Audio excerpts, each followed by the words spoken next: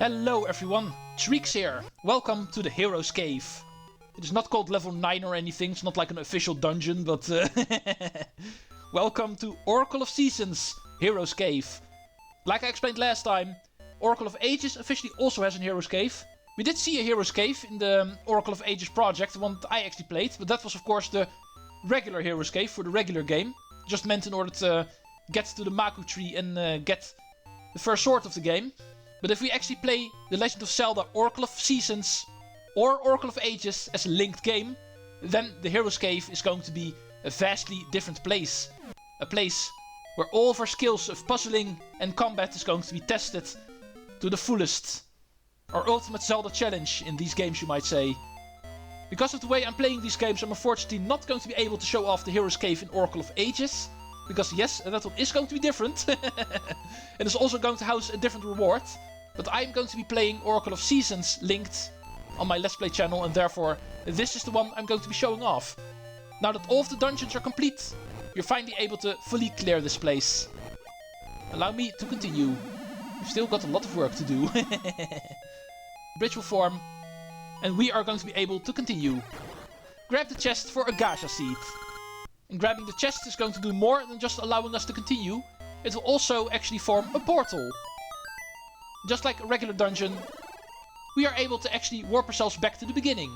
This way you might say you're going to be able to do this place in phases, you might say. Actually do the first part, then try to do the second part, finding out you don't have the required items for that yet. And you're going to be able to return to where you were quicker, you might say. It's a fun little aspect that the game actually makes use of this. But I am of course a lot bigger fan of doing this place in one go. But like I explained earlier, you are technically able to do it in phases. And that way you can technically get towards this NPC earlier. That Zora we actually see up there. That's indeed going to be the one we need to talk to for the final linked quest in this game. The final secret. We'll be meeting up with him in a minute.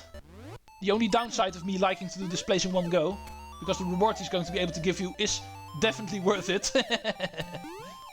So that's the only thing I might consider actually getting early. But yeah, this is the way I'd like to play it. So this is what we're going to be doing. The moment we find out what the reward for the secret is, we'll also find out it is not something I actually needed in the game, so it is very fun to have, but not something I per se needed. Grab the key, and before moving on, remember to actually talk to that NPC. We can actually reach him from here. Let's go see what the Zora is actually doing here in the Hero's Cave. We know the Zoras are from Labrina. That is actually where we met them. I am traveling the lands under King Zora's orders to find a new domain. But no place exceeds Labrina's seas. So, will you hear my request? Sure.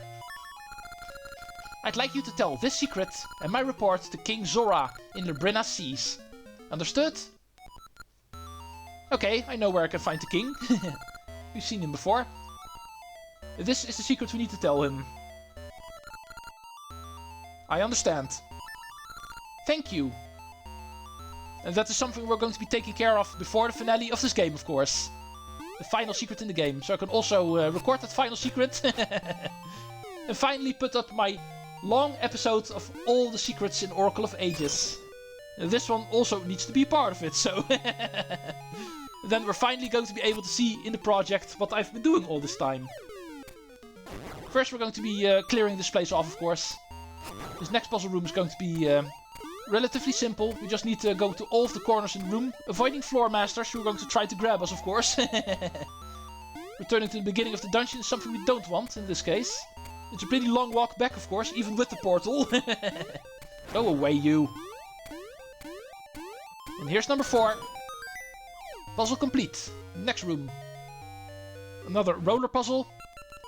For this one we just need to be careful not to step on any of the cracked floors over there. Just make sure you're always on the clean part of the floor. And then make your next push. That is how this one works. Pretty easy. Wait for it to actually move aside again. And then push the switch. Kill the souls. And grab our next treasure. Another Gacha seed. For completing 6 puzzles in the Hero's Cave. Of course, those are not going to be the only ones. Another portal will appear, indicating we are still not there yet. There's much more to do. This one being a water puzzle, so this one requires the Zora's flippers. If we're not able to swim, we are stuck here. And then we will find the torch, the space behind an Ender's pit, and therefore the requirement of the slingshot is actually told here. However, don't think this is going to be easy. Nothing in this place is easy. Take a look at this tile where the chest is going to appear. If it appears over here like this, we're not going to be able to grab it because there's a block in front of it. And that block we can indeed only push downwards. So that we need to do first. First, push the block downwards. Then equip our slingshot and actually hit this torch. And that way we're going to be able to grab the chest. The game is definitely trying to be mean in every sense of the way in this place. Like I explained earlier, the time of easy puzzles is over in this place. If we've been able to reach this place, then the game actually knows we know how to play Zelda, so the easy stuff is over.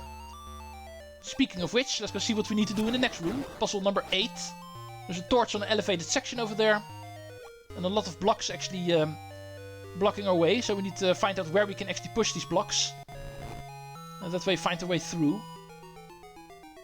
This one we should be able to push. And then the block to the right of it is going to be free to actually also push.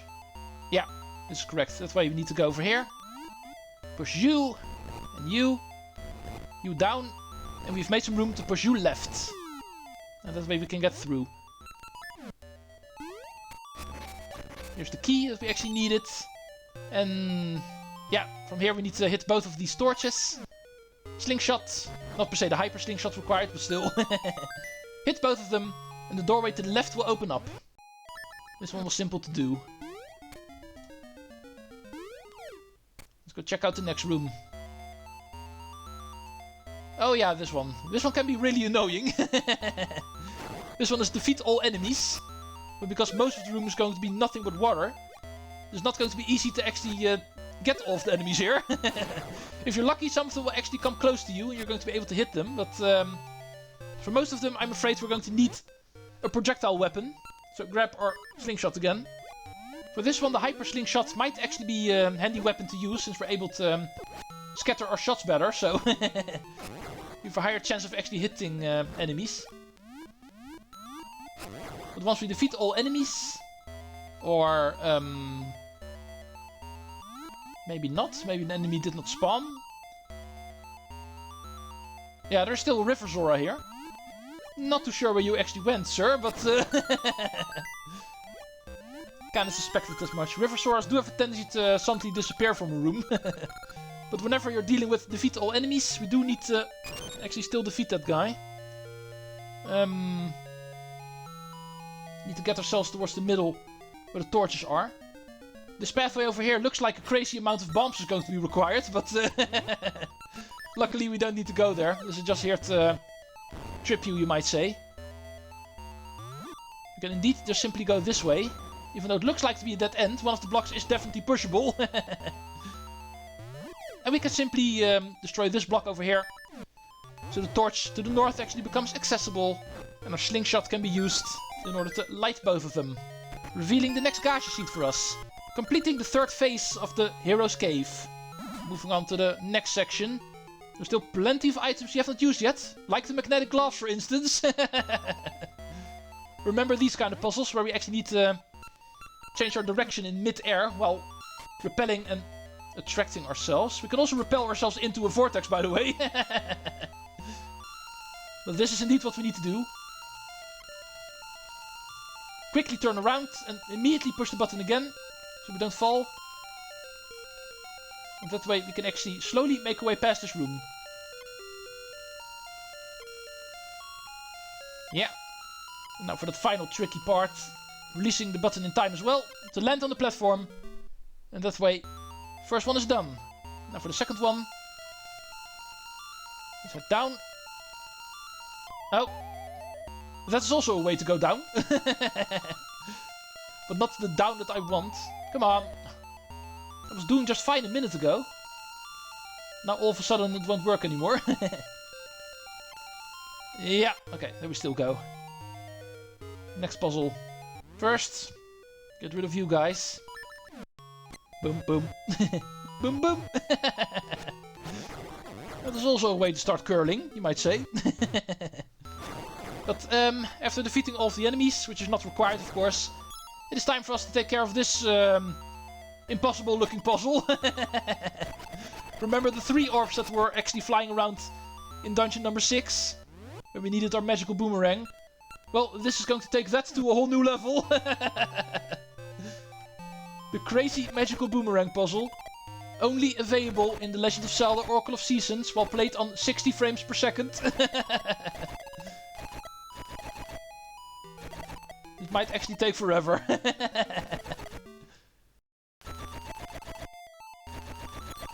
Oh, I got all of them except for one. So the moment you actually get the back ones, then they're usually golden. Come on. Oh, yeah, there we go. I'm not going to risk it on that final one. Awesome, I was expecting this one to take a lot longer, but there we go. That was our requirement for the magical boomerang. Now, kill the blue Lionels. We've got the level 2 sword and a red ring, so these guys are going to die really quickly. And then we need to push this spot on the switch, but of course, as you can see, the chest is going to block our way out again, so we need to do this in a different way. If we bother to look further into the room, we will find a ball actually placed over there. I think that is going to be our key to the solution. Get over here, you. I need you. Make sure to actually do this from outside this little area. We still need to be able to grab the chest after all. First, let's get rid of the pot. That's only placed here to trick us. It is indeed not required. This is what we need to do. Gacha seed, number 4 of this place. Our reward for completing 4 parts of the Hero's Cave. Still more to do, I hear you ask. Yeah, why do you think there's a vortex over here? Next up, another pressure switch puzzle, 4 of them. Make sure to have plenty of pots available in order to actually get on all 4 of the switches. You need to go through the entire room in order to get all of them. Make sure whenever entering the room to leave one of the pots that you actually see over there. We're also going to be needing that one. Make sure not to destroy any pots in here without thinking. These 2 are going to be easy. The pot over there we're not going to be able to use. So then the question is, which other 2 are we going to use? Those other 2 also don't look accessible, right? But those 2 indeed are. Because these blocks over here we can actually push. And that way make this pot available to us. Jump back from over here. And... oh, I first need to make some room. Allow me. The walls and the other pot are going to be in the way, so do it like this. And quickly push you back for one moment, so I can get you out of the way. And then go back. Yeah, and this way it works. Complicated Rockscape puzzle. Once again, proving this place is not easy, but this is how it works. Next up. Enemy Gauntlet. Nice. Push all of these switches one by one. And we need to defeat all of the heavy-duty enemies in this game. First switch is for Lionels, second one for Dark Nuts. It's easy to die in this place, so be careful. With this many enemies, it is easy to get hit a lot of times, so... But if they start dropping fairies, then things are going to be easy for us. Next one. Oh, these guys. Well, I'm not going to bother getting the magnetic gloves for you guys. I'll simply attack you from behind. Oh, these things. Shield, where are you? Boom. That makes 2. Also 4 of these guys by the looks of it. And they are gone. Next. Oh no, not these guys. There's probably also going to be 4 of them. Come on, get over here. Don't make me grab my magnetic gloves. I'm pretty convinced I can get you guys without one. No, there's indeed another one. Because as you can clearly see, before all the enemies are defeated, you're not able to hit another switch. It would be nice if you can, actually, but does not work like that. It would be an ultimate challenge to actually try to go for all of these enemies at the same time. But I think the memory capabilities of the Game Boy Color are actually too limited for that. Wouldn't be able to handle all of the sprites on screen. On 60 frames per second, it is already having trouble with my shades and everything, so... Let's go make some noise. Still the funniest way to get rid of Paul's voice. Boom! And the next one Oh, some simple stealthos. Well, was not expecting that. You can at least give me the higher level stealthos game. And not these boring ones. So, that was it. Enemy Gauntlet. Also a pretty fun thing to input in this dungeon. Definitely. Moving on to the next room. Another magical boomerang puzzle, with this one being a very difficult one. This looks like a very tight fit. First, let's take care of all of the fire keys in here. I'm going to make my attempts at solving this puzzle a living hell. Get over here, you. And out of my way. We need to do some very complicated steering with our magical boomerang. Something that isn't in theory possible, but actually looks impossible. Allow me to show you. I'm going to laugh if I actually am able to do this first try, but this is what we are intended to do. Steer our boomerang in such a way that it actually hits the orb. And I'm indeed not able to do this first try. Oh, come on. Luckily there's actually an easy way to cheese this puzzle, but I want to try to do this the normal way. That's actually a lot more challenging, so... Yeah, this is going to take way too long. I'd like to finish this place in this episode, if you don't mind, so... Allow me to actually show you the cheese way to do this. Oops! Was that an accident? But anyway, get through that room in any way you want, and... You have done well to make it this far, but there is one final trial for the true hero. It will cost you 60 rupees. Will you try? Oh, we actually need to pay for the final trial in here? That is very mean game, but luckily we don't have anything else to spend the rupees on, so... It is not that big of a deal. It does limit the number of tries we actually have, of course, so... Open the chests in the proper order. Their locations will offer a clue. Look carefully. This ultimate puzzle in the game is actually also one of the more fun puzzles. The locations actually indicate in which order we need to open the chests. Is there anything we can actually see when we look at this room? Look at the water in this room. Look at the deep water in the southwest of this room.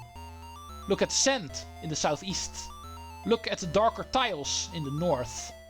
If you take a close look, you will see this room resembles the map of Holodrum.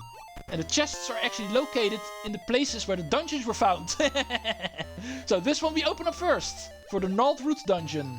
Next up we went towards the Woods of Winter, to take on Snake's Remains. Dungeon number 3, the Autumn Plains of Spool Swamp, was the home of the Poison Moth's lair. Dungeon number 4, the Dancing Dragon dungeon, in the waters of Sunken City and Mount Kuko. Dungeon number 5, the Unicorn's Cave at Eyeglass Lake. Another 10 rupees. Dungeon 6. We scaled the mountains and found the ancient ruins. We sailed on a pirate ship in order to find the cemetery and the Explorer's Crypt. And that way only the final dungeon remained. The Sword and Shield dungeon in Subrosia at the temple grounds. And that is the solution to this puzzle. And if you do it first try, you're actually also able to make yourself 20 rupees. And that way, the entire game is complete. And all of our dungeon crawling is also used in order to solve this final puzzle. And that will actually bring us towards the ultimate reward in this game. This was the Hero's Cave. The most difficult dungeon in this game, you might say. And this ring is going to be our ultimate reward for it. Its counterpart can actually be found in the Hero's Cave, in the linked game in Oracle of Ages. That I can already tell you. For now, I'm only going to be able to grab this one, therefore.